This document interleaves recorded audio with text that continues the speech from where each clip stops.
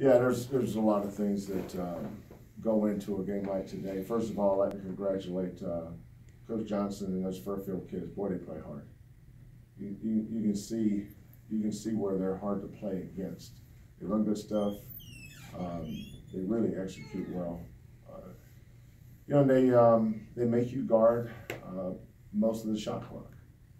You know, whereas a team like Arkansas shoots quick early in the shot clock, Fairfield shoots at the end of the shot clock. So you've got to guard, you know, the first side, second side, and oftentimes the third side of the floor. So now your defensive discipline will be tested.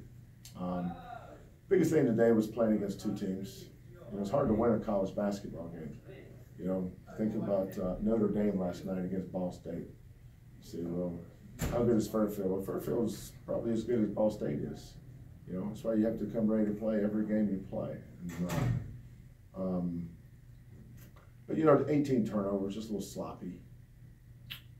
It's hard to beat it one team. It's almost impossible to beat two, which shows you that we can be a really good team once we tighten that up. Now, last year we led the American Athletic Conference in fewest amount of turnovers. We averaged around 10, maybe a little less than 10, might have been 9.8 in conference play, and maybe a little more than that. So we're a 9, 10, 11 turnover a game team. You know, today we had 18, but you know, we just got to continue to work on that. Some of that's a byproduct of 8 new guys. Feels like 18 sometimes. And guys just hitting singles. You know, just hit a single. I showed our guys a video of Tom Brady. I had I had my video guy break down some Tom Brady completions. It's amazing how many 1, 2, 3 yard passes he completes that turns into 10 yards and 20 yards and 30 yards. How many swing passes he throws behind the line of scrimmage or on the line of scrimmage. And so the analogy I'm using is just hit singles. You know, you don't have to throw 30-yard post routes or 20-yard down and outs on the other side of the field. So equating some of our passes, that's the kind of passes we're throwing.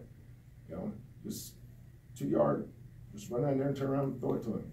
You know, you don't have to do anything spectacular. You know, basketball is a simple game, but we're continuing to learn that. You know, every game we play is a step forward for this team in terms of learning to play with each other. How's your team adjusting to playing here in this building?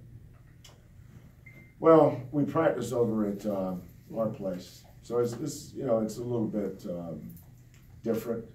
But you know, we never talk about it. We don't complain about it. It is what it is. You know, would we like to have a practice where we play every day like everybody else? Sure, but we also know that there's a pot of gold at the end of this rainbow, and that's what we're excited about. Coach, was the difference in the second half with turnovers the matter of slowing down? No, just throwing it to the guys in the white jersey.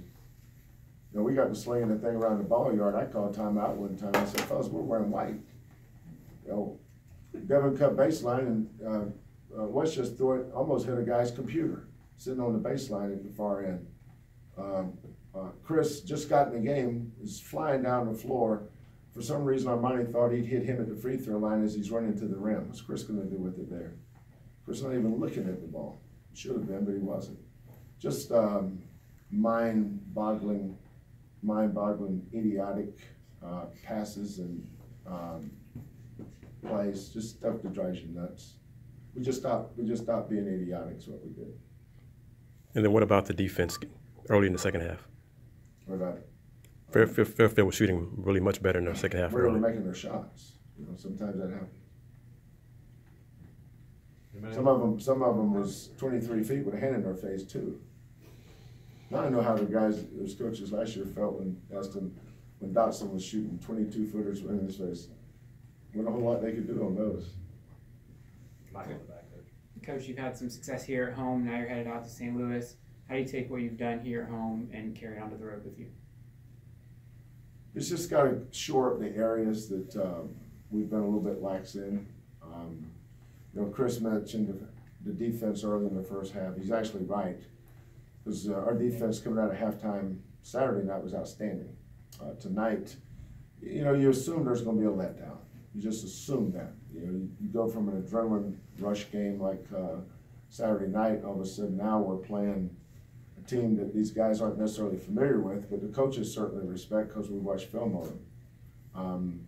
But now we're 7-1. We've got 4 games before conference play starts at St. Louis, at LSU, at Providence, and then we've got Prairie View at home.